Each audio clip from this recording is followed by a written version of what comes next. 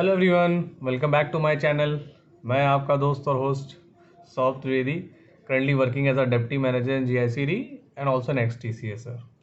Okay, so आज के मेरे वीडियो का टॉपिक है do layoffs happen in TCS also. पता नहीं बहुत लोगों को ये बात नहीं पता होगी। ऑब्वियसली जो लोग इंडस्ट्री में काम कर चुके हैं, आईटी इंडस्ट्री में, और टीसीएस के बारे में जानते हैं या टीसीएस में भी काम किया है, उन्हें पता होगा कि इट हैपन्स।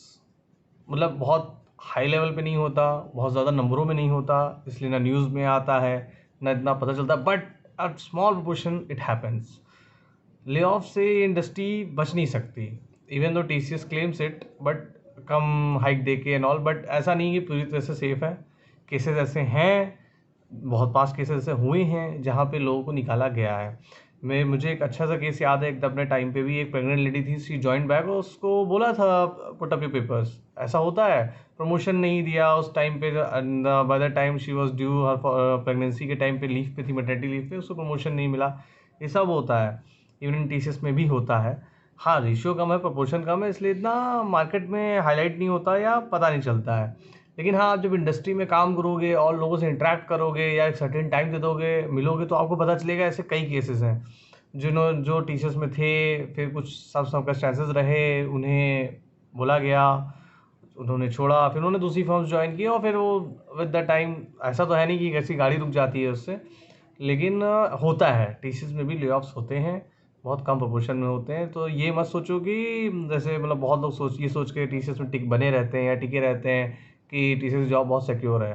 कंपेयर करोगे बाकी आईटी फर्म से, हाँ, कंपेरेटिवली कम ले ऑफ है, बट ऐसा नहीं है कि बिल्कुल भी नहीं है। आप बिल्कुल हाथ खड़े करके नहीं बैठ सकते, आपको ऑन योर टोज रहना पड़ता है, और कम हाइक के साथ आपको आगे बढ़ते रहना पड़ता है। टीसीएस का सीन कुछ ऐसा है, सभी जानते हैं। एक तरीके से कह सकते हैं, थोड़ा स्टेबिलिटी पाने के लिए जो टीसीएस में लंबे टाइम तक बने रहते हैं, उनको कहीं ना कहीं कंप्रोमाइज़ करना पड़ता है अपने कंपनसेशन पैकेज पे। तो एक तरीका ट्रेड ऑफ है ना। और अगेन मैं ले ऑफ के लिए तो यही बोलूँगा कि ले ऑफ भी एक तरह का ट्रेड ऑफ है। आईटी सेक्टर एक ऐसा सेक्टर है जो आपको बहुत कम टाइम में बहुत ज़्यादा ग्रोथ दे सकता है। तो ऑफ कोर्स उसकी कुछ कॉस्ट तो होगी। इट्स नॉट लाइक कि हर कोई आएगा, ज़्यादा पैसा भी कमाएगा और सब कुछ अच्छा चलता रहेगा। It is never, grass is not always greener. Okay, वैसे तो ऑन द अदर साइड बोलते हैं, बट यहाँ पे ऐसा नहीं है कि हर टाइम ग्रास ग्रीन रहेगी। एक टाइम आता है जहाँ पे आपको वोलेटिलिटी एक्सपीरियंस करनी पड़ती है और उस कॉस्ट को बेयर करना पड़ता है। तो अपना कभी भी माइंडसेट रहता है, तो ये चीज़ अपना माइंड में रखिए कि अगर ले ऑफ्स हो रहे हैं या ये न्यूज़ से आप गो थ्रू होते हैं, तो just be clear in your mind कि एक तरीके का सेक्टर की ट्रेड ऑफ है ये।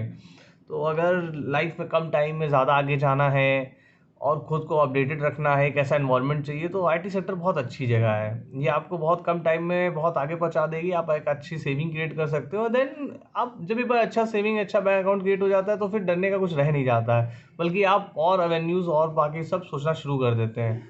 और बहुत से लोग जो उतने ही टाइम में कुछ other sources of income create कर लेते हैं, उनके तो फिर क्या ही कहने, वो तो और आईटी सेक्टर में बहुत आगे तक जाते हैं और वैसे भी लाइफ में भी बहुत अच्छा कर रहे होते हैं। ठीक है, तो हम सबको भी और आपको भी यही अप्रोच रखनी चाहिए कि जो चल रहा है करियर पाथ, उसके एडवांटेजेस देखिए कि हाँ भाई, ज़्यादा अच्छे जंप कर सकते हैं, ज़्यादा जल्दी ग्रो कर सकते हैं, उतनी जल्दी और ज़्यादा से ज़्यादा सेव कर सकते हैं बहुत कम एज में। और जब कम एज में इतनी अच्छी सेविंग्स हो, तो आप और ज़्यादा भी चीज़ें कर सकते हैं, और अदर सेक्टर्स को एक्सप्लोर कर सकते हैं, बिजनेस सेटअप कर सकते हैं। बहुत कुछ है, आज की इकोनॉमी में तो बहुत कुछ किया जा सकता है। तो अपने आप को ओपन माइंडेड रखिए, as simple as it is, open minded and be positive, that's all. Okay, चलिए, एनीवेज, अगर आपको मेरा वीडियो अच्छा लगा हो तो प्लीज़ इसे लाइक करें, सब्सक्राइब करें, शेयर करें अपने और दोस्तों के साथ, ताकि वो भी इससे कुछ, उनको भी कुछ इससे पॉजिटिव मिले। Thank you everyone for listening to me. Have a great day.